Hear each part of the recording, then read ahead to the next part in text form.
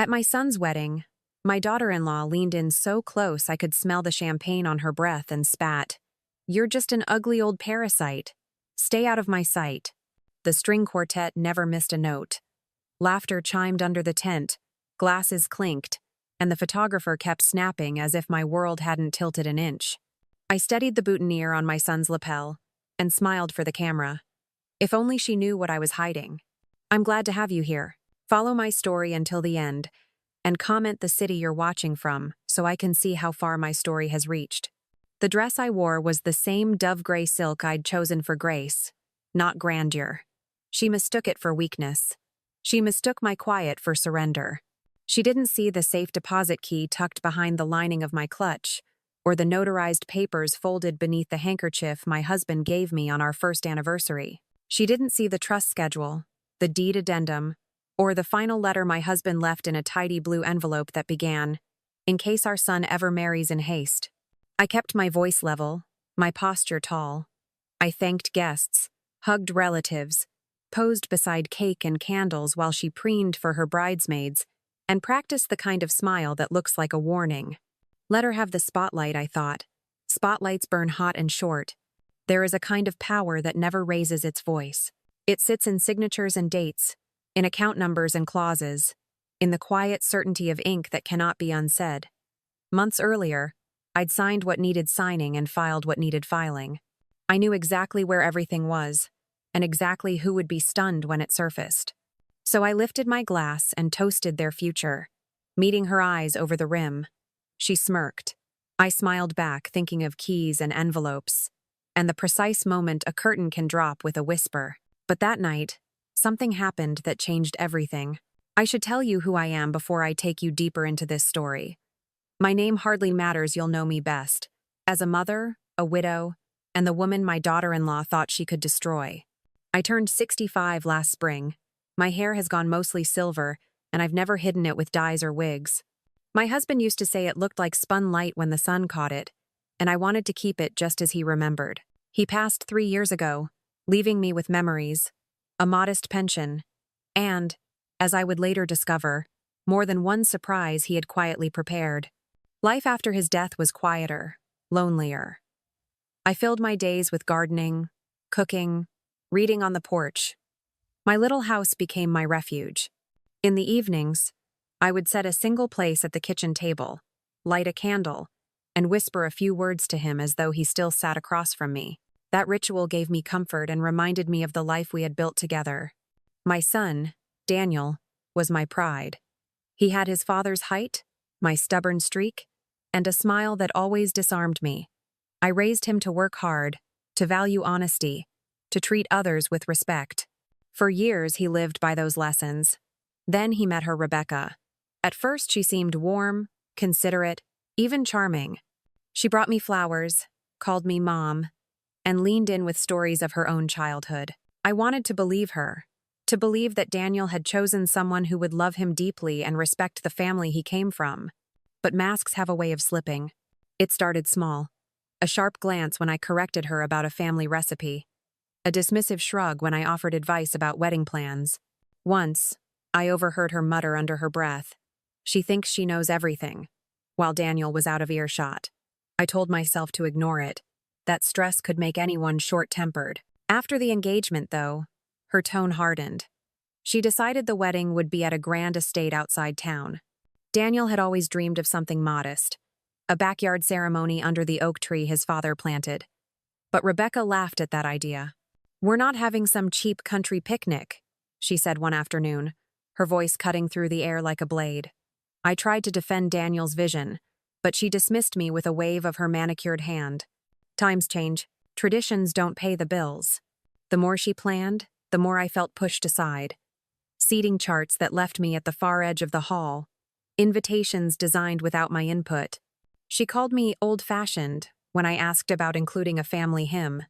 I could feel the distance between my son and me stretching wider, pulled taut by her careful manipulations.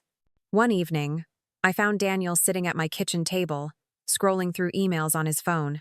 "Mom," he said gently, "Rebecca just thinks we should keep things modern. Don't take it personally." His words stung more than he realized.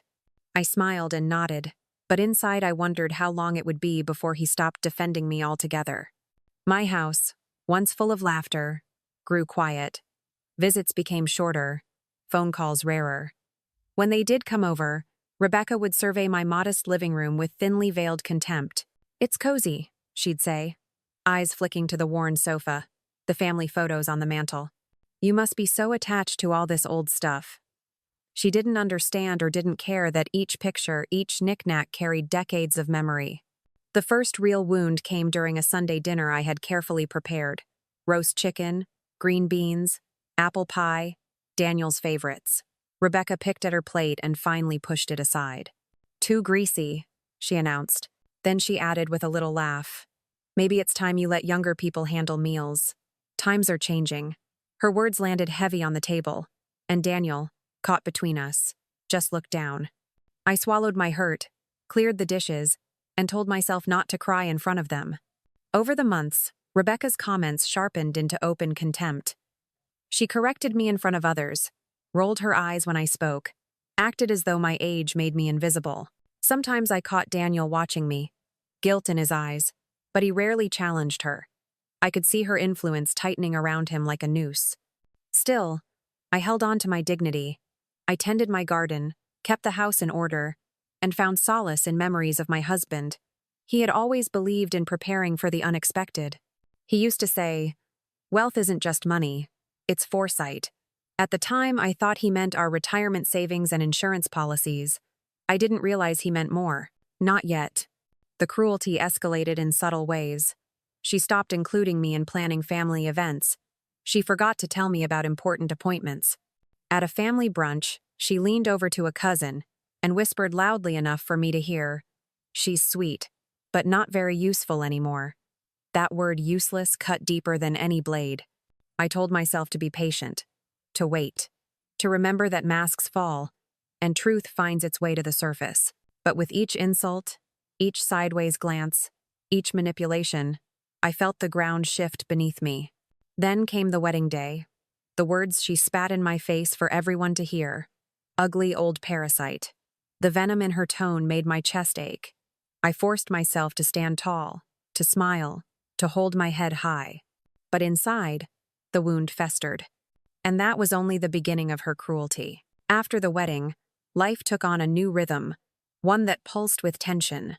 I had thought perhaps her cruelty at the reception had been fueled by nerves, champagne, or the overwhelming spectacle of the day.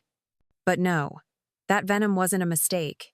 It was her truth finally slipping out into the open. The first weeks of their marriage, I tried to give them space. Newlyweds need time to settle, to find their footing. I told myself Daniel would call, would stop by, would remember the evenings we used to spend sharing dinner, just the two of us. But days stretched into weeks, and the silence between us became a wall. When I did call, it was Rebecca who answered most often. "Daniel's busy," she would say curtly, her tone dismissive, as though I were a stranger hawking a product over the phone. "I'll let him know you called." But he never returned those calls. When I did see them, Rebecca's eyes would roam over me with disdain. Once, at brunch with some of Daniel's colleagues, she introduced me not as his mother, but as Daniel's sweet old friend. A ripple of polite laughter circled the table, but I could feel my ears burning. Daniel's fork clinked against his plate, but he said nothing. Later, when I asked why he hadn't corrected her, he mumbled, "She didn't mean it, Mom. Don't overthink." But the truth was plain. Rebecca meant every word.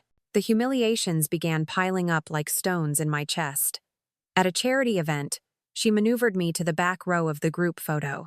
At another dinner, she ordered me to fetch her a napkin, her tone sharp and commanding, as though I were her servant.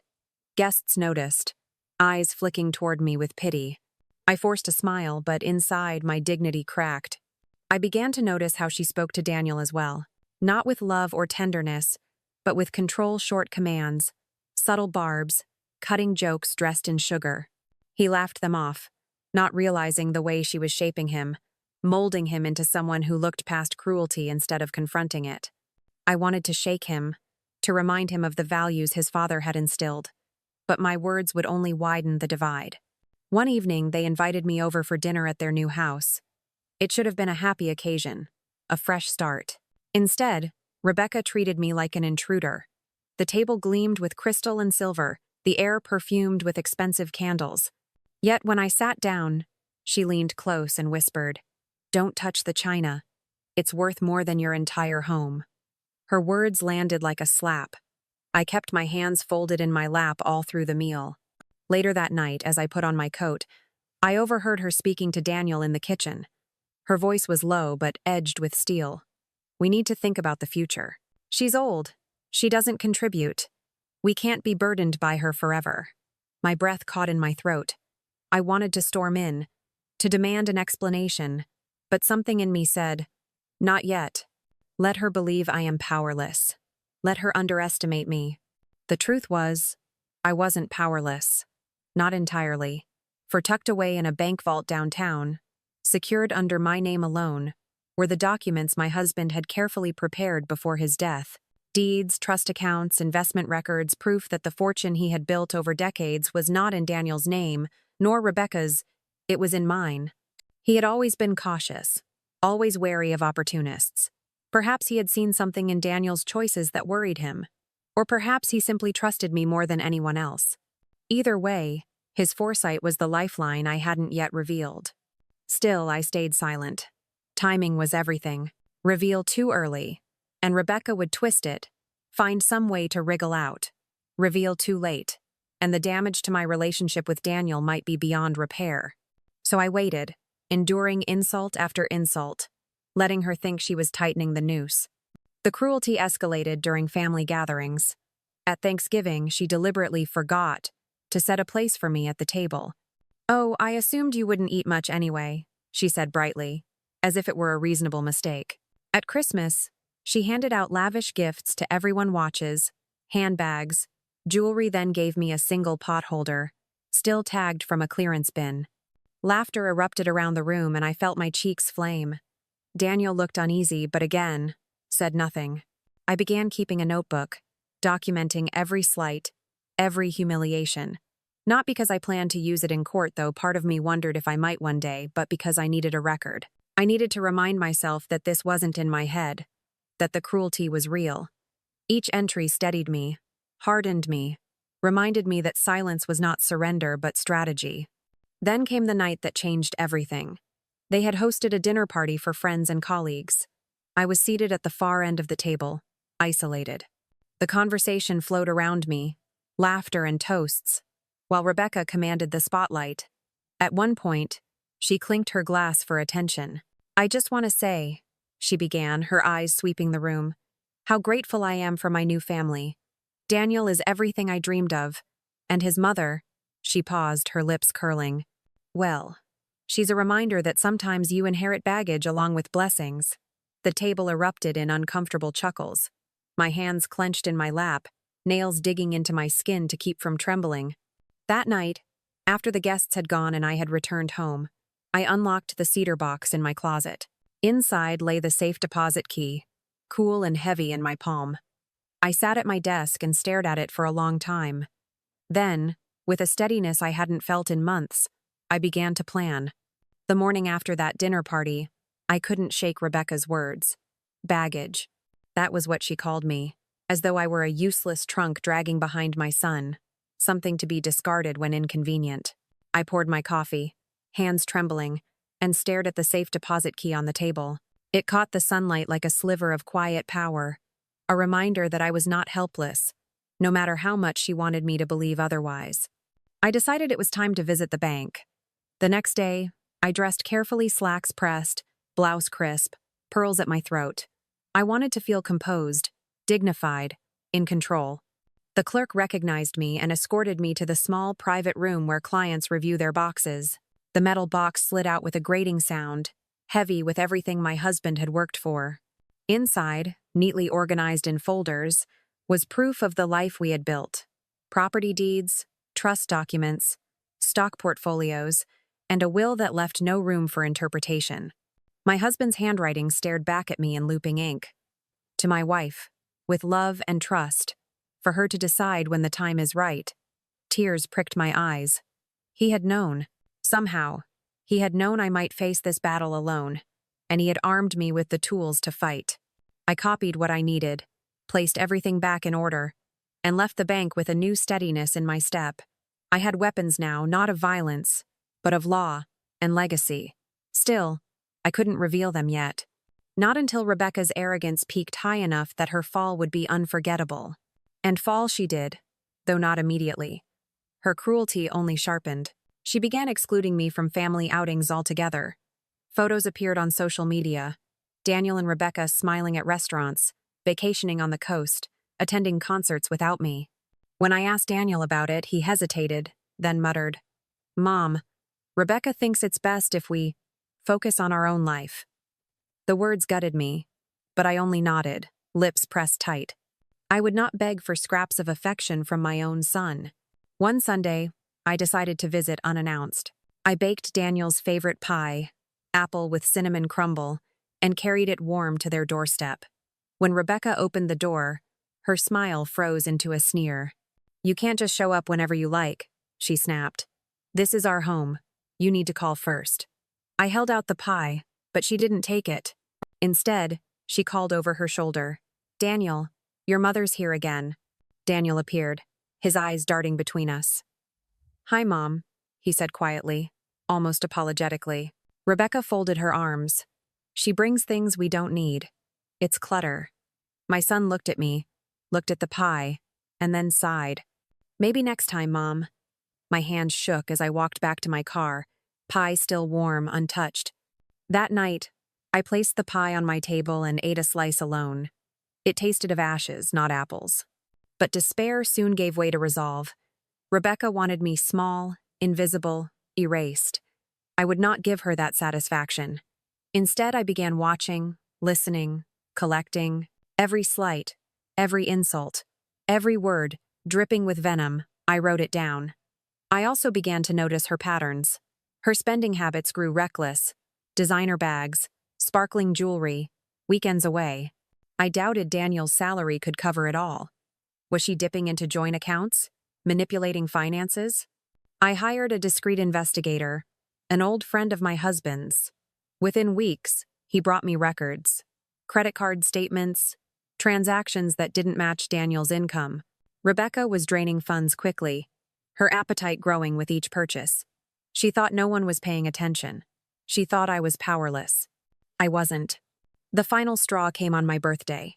Daniel had forgotten, or perhaps Rebecca had made sure he did. But she came, uninvited, with a smirk on her lips.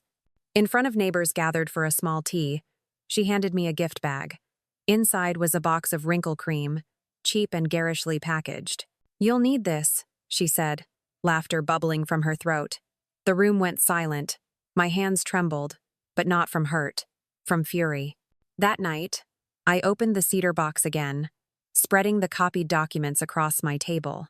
I ran my fingers over the signatures, the notary stamps, the embossed seals of ownership. Everything our home, the investments, the trust fund, was mine to reveal when I chose. Rebecca thought she had stripped me of dignity, family, and respect. What she didn't know was that I held the power to strip her of the one thing she valued most: control. And so, I began to plan her undoing. The opportunity arrived faster than I expected. They decided to host a grand dinner, a celebration of their 6-month anniversary.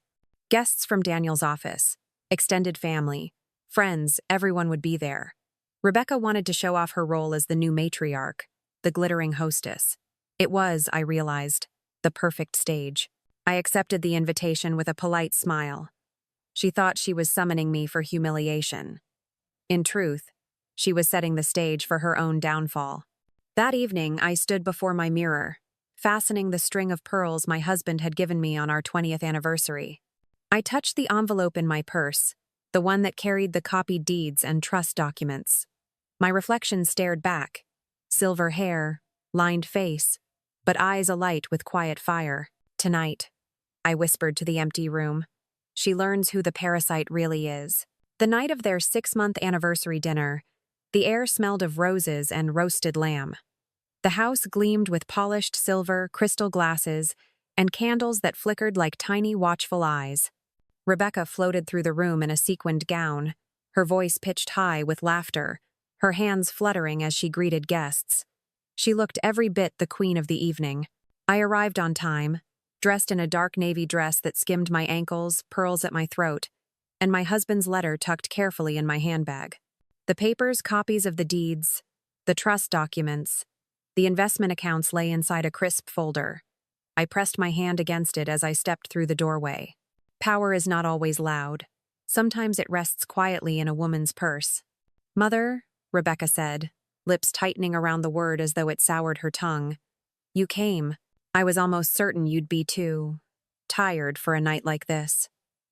Her eyes swept over me, from my shoes to my hair, searching for weakness. I smiled. I wouldn't miss it.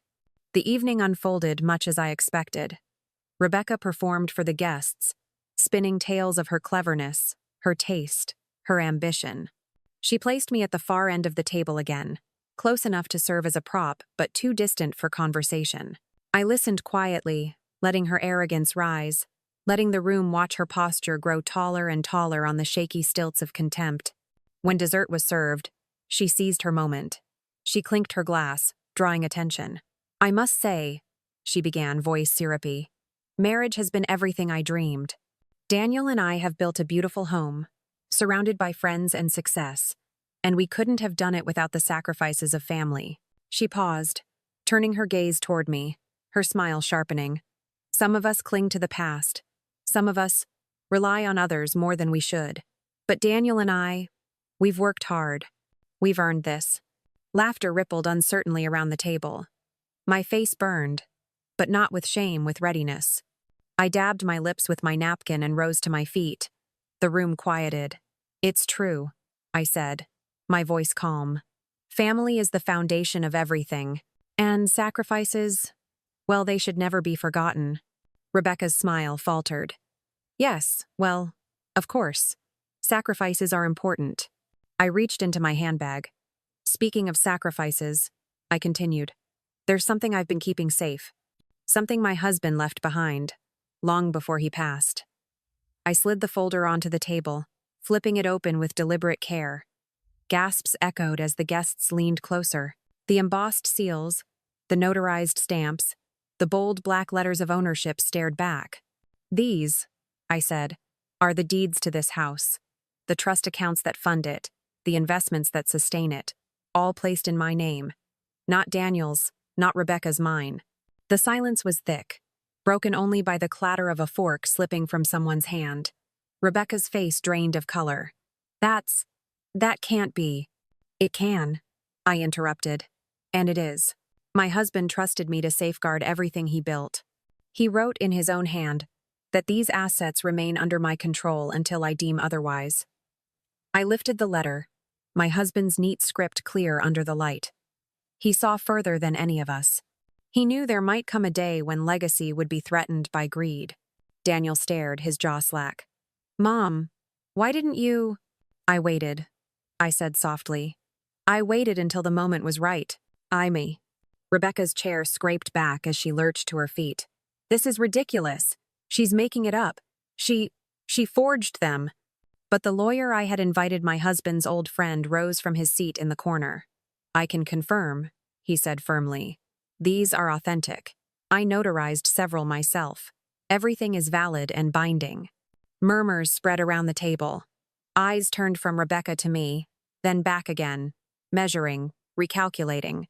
The queen of the evening was suddenly stripped bare. Rebecca's hands shook. "Daniel, say something. Tell her this isn't fair. This is supposed to be ours." Daniel looked at me, then at the documents, then back at his wife. His voice was quiet, uncertain. "Rebecca, I don't know what to say." Her mask cracked. "You don't know what to say? She's ruining us. She's revealing the truth." I cut in. My voice was low but steady, sharp enough to slice the silence. "The truth you tried so hard to bury under insults and humiliation. And Sav." The room held its breath. Rebecca's mouth opened and closed, words dying in her throat. For the first time, she had nothing to say. I gathered the documents, slid them back into my folder, and straightened. "Enjoy your dessert," I told the guests. And remember, arrogance is temporary. Legacy is permanent. I left them there, stunned in the glow of candles and shame. The following days, whispers rippled through the family, through Daniel's colleagues, through every circle Rebecca had tried to impress. She was no longer the radiant hostess, no longer the sparkling bride. She was the woman who had been publicly unmasked, the woman whose sneers hid desperation, not power. Daniel came to me a week later, his face drawn. "Mom," he said, "why didn't you tell me sooner? Would you have believed me?" I asked gently. His silence was answer enough. I placed my hand on his.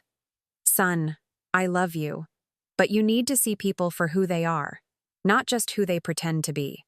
Rebecca tried to fight. She screamed, argued, demanded access to accounts that were not hers, but every path she took led back to me. The law was ironclad, my husband's foresight unshakable, and so I began preparing for the next step, not just revealing the secret, but deciding what to do with it. Would I tighten the reins and cut them off entirely?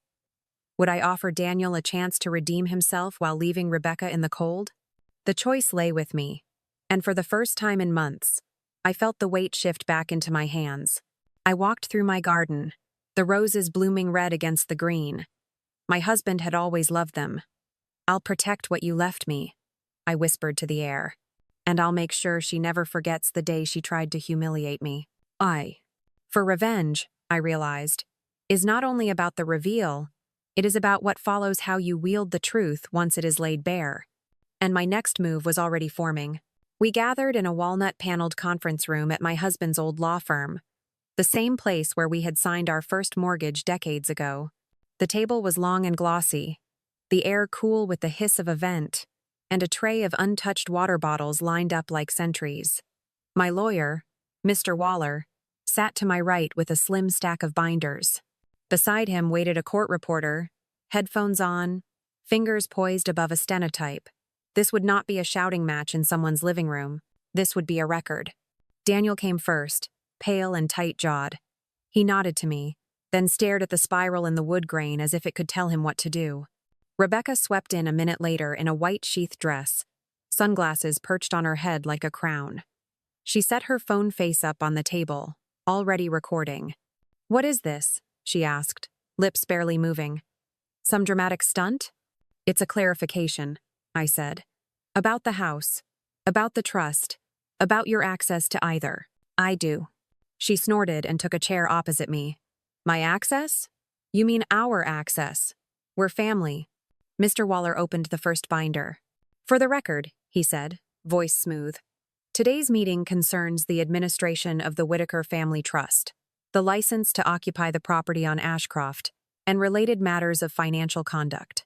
Rebecca's smile thinned. "License to occupy? The house is owned by the trust," Mr. Waller continued.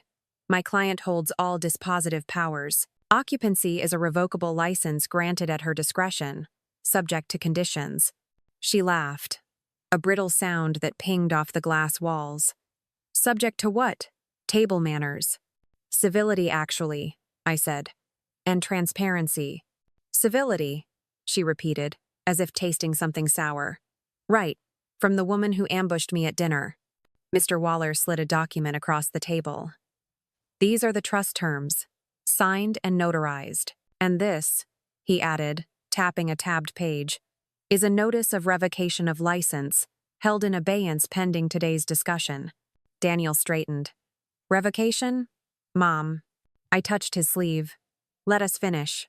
The first twist was simple.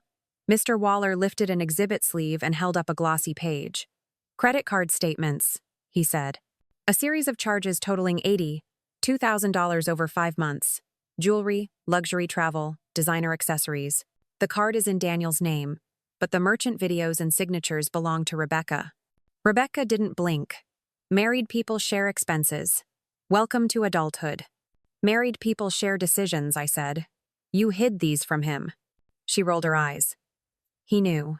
He approved. Mr. Waller nodded to the door. It opened, and my investigator stepped in. Trim suit, calm eyes.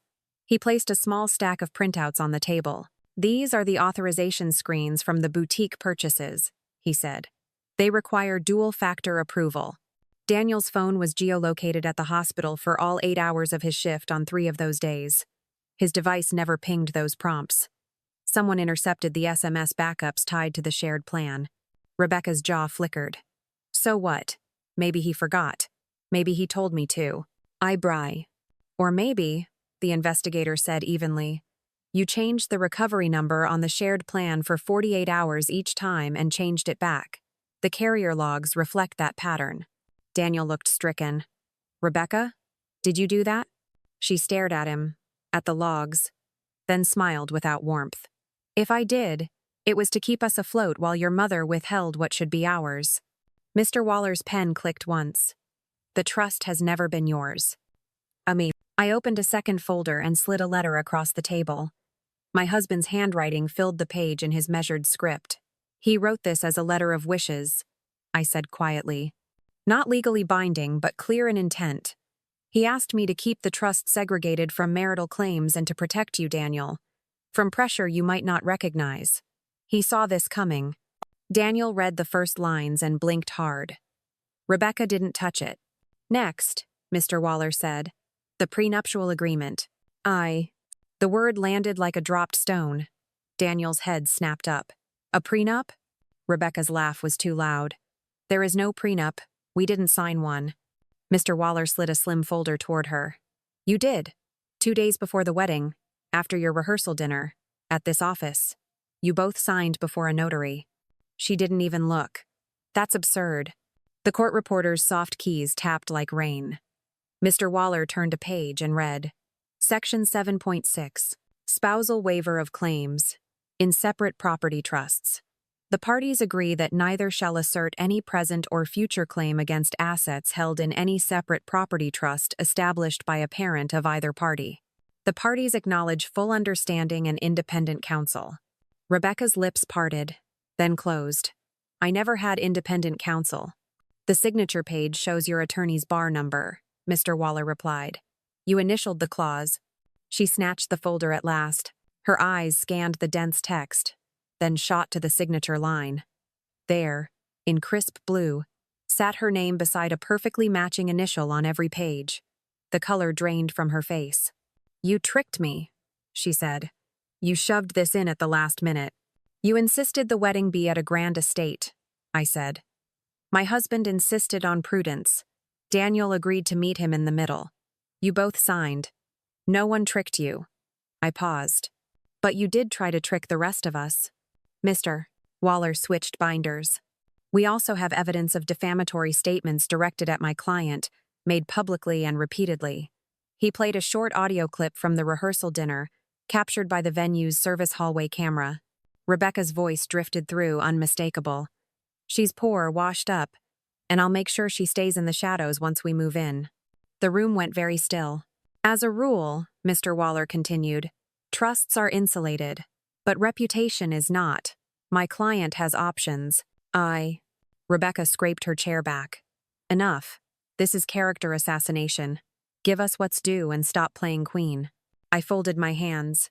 You called me an ugly old parasite at my son's wedding. You moved me to the back of photographs, erased me from invitations, turned my son away from his own mother, and siphoned funds while he worked night shifts. What's due is a reckoning. Daniel's voice was hoarse. Rebecca, did you really say those things? She didn't answer him. She looked at me, and in that look I saw the raw thing beneath the polish. The certainty that entitlement was power, that cruelty was proof of strength. Here is what I propose, I said. Effective immediately. The house license is suspended. You will vacate within 30 days. Daniel may remain as my guest while we determine next steps.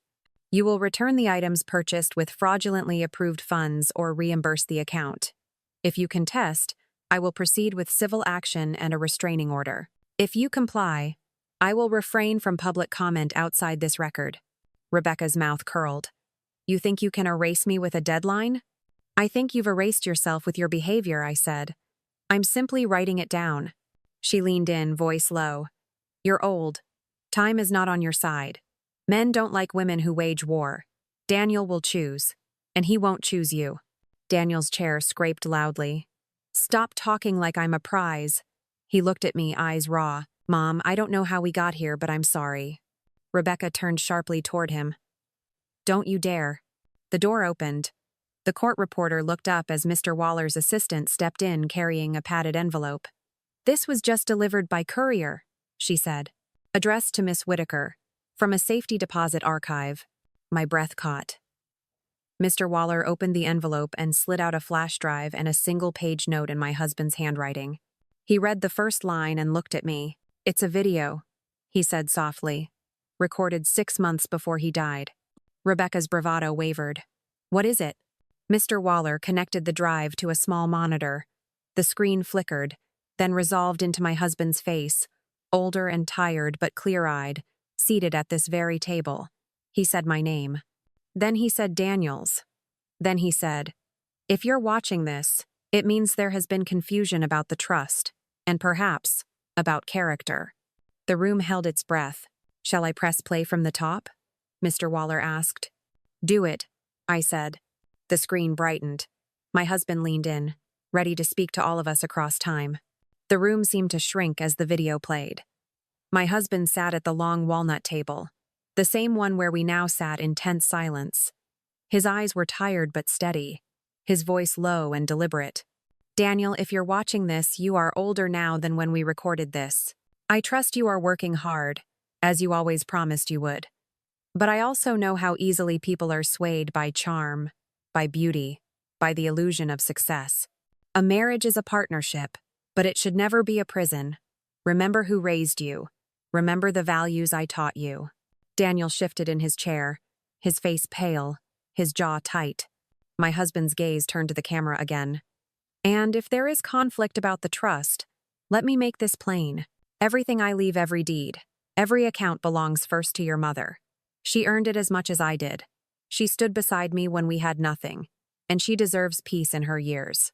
No one, no spouse, no relative has the right to strip her of that dignity. Daniel, if your wife respects you, she will respect your mother.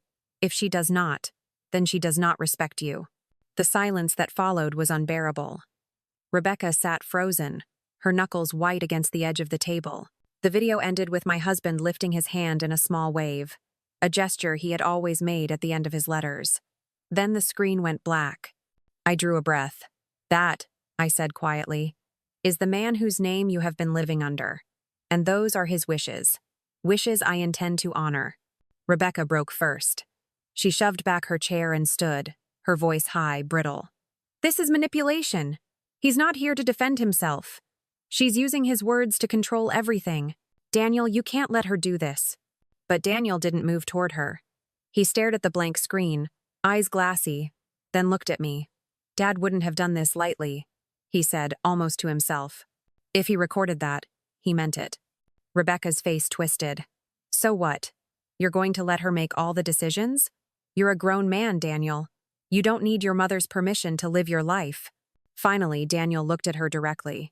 What I need, he said, voice steady, is respect for my family. And you've shown none. Her mouth opened, closed. Fury darkened her face, but she said nothing. Mr. Waller cleared his throat, folding the letter back into the envelope. For the record, the settler's intent is clear. The trust will remain under Mrs. Whitaker's control. The prenuptial agreement prevents any claim. Any further disputes will be met with litigation. Rebecca's composure cracked. Litigation? She spat. You think you can drag me into court? I'll destroy you in front of everyone we know. I rose slowly, steadying my palms on the table.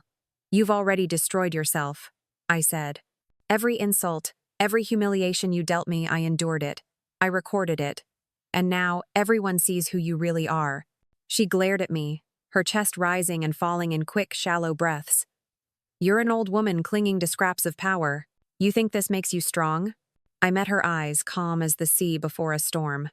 What makes me strong is knowing I don't need to lower myself to cruelty to prove it. For the first time, she looked small. Daniel spoke again, his voice breaking. Rebecca, I can't do this anymore. Her head snapped toward him. What are you saying? I'm saying this marriage, this life we've been living, it's built on lies and manipulation. Dad saw it. Mom warned me. And I refused to listen. But I can't ignore it anymore. Rebecca's lips trembled. She grabbed her phone, her purse, and without another word stormed out of the conference room, her heels clicking like hammers down the hallway. The door slammed behind her. The silence that followed was deep, almost reverent. I felt the weight lift off my chest, a pressure I hadn't realized I had carried for months. Daniel lowered his head into his hands, shoulders shaking. I placed a hand on his arm. "I'm sorry, Mom," he whispered. "I should have seen sooner." Tears pricked my eyes, but I kept my voice steady. "You see now. That's what matters." Mr. Waller closed the files with a decisive snap. "I believe that concludes this meeting." As we left the room, I felt the cool air on my face, fresh and liberating. The secret I had carried for so long was no longer hidden. The truth had cut through the lies. And Rebecca, so smug, so cruel, so certain of her triumph, was gone, left with nothing but the echo of her own insults. The weeks after the confrontation felt like stepping out of a storm into sunlight. For months, I had lived under Rebecca's shadow, her sharp words, her humiliations, her manipulations, but now, the air in my home was lighter, easier to breathe. Rebecca moved out of the Ashcroft house within the 30 days outlined in the agreement. She left behind a trail of unpaid bills and bitter words, but no one followed her. The family, Daniel's colleagues, even her own acquaintances had seen the truth revealed. Where once she had basked in whispers of admiration, now she was spoken of in hushed tones, her arrogance remembered only as a cautionary tale. Daniel stayed behind at the house, unsure of his next steps. He spent long evenings with me, sitting at my kitchen table, piecing through the fragments of his marriage. At first, the silence between us was heavy. He was ashamed, though he didn't say it outright. One night, he finally found the words. "I let her blind me," he admitted, his hands wrapped around a mug of coffee. "She made me believe you were the problem. I let her turn me against you." I reached across the table, covering his hand with mine. "You were in love, Daniel. Love makes us see what we want to see. Don't carry the weight of her choices." He nodded, tears in his eyes. "I'm so sorry, Mom." For the first time in months, I felt the warmth of my son's sincerity, unclouded by her voice. It was a wound beginning to heal. Life didn't become perfect overnight, but the balance shifted. Daniel began rebuilding his life with honesty. He sought counseling, threw himself into work, and slowly reconnected with friends he had drifted from under Rebecca's control. As for me, I found peace in my routines again, gardening in the mornings, reading on the porch at dusk, tending roses my husband once planted with his bare hands. They bloomed brighter than I remembered, as if nourished by justice itself. The documents remained in the vault, secure and untouched. I didn't flaunt them, didn't wave them like a banner. Their power wasn't in the paper itself, but in the reminder that foresight and patience could outlast cruelty. My husband had trusted me to safeguard his legacy, and I had done so. One evening, as the sun melted into gold across the horizon, I sat on the porch with Daniel. He watched the light fade, his expression soft. "Dad would have been proud of you," he said quietly. I looked up at the first star flickering in the sky. "I only did what had to be done." "No," Daniel insisted.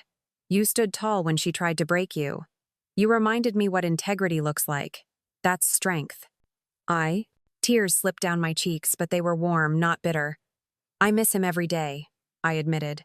"But I think he would have liked how this ended." Rebecca tried, in the weeks after leaving, to stir trouble-snide posts online, claims of betrayal, even a threat of legal action. But with the prenup, the video, and the notarized trust documents, her noise dissolved into nothing. People stopped listening. One by one, doors closed on her. She had lost her audience, and I had regained my dignity. As summer deepened, I began to host small gatherings again. Cousins came by with casseroles. Neighbors dropped in for tea. Children played in the yard without whispers of tension in the air. My home felt alive, not haunted.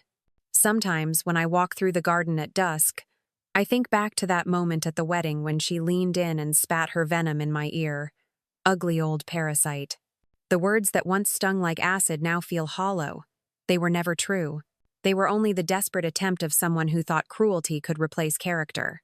I know now that revenge isn't about shouting the loudest or striking the hardest. It's about patience, timing, and letting the truth do its work. As the stars blink awake each night, I whisper to the memory of my husband, I kept your legacy safe. I kept our son safe, and I am still standing. And in the quiet rustle of the roses, I almost hear him answer. Tell me what you think in the comments. And don't forget to subscribe, because the next story I have to tell might be even more unbelievable than this one.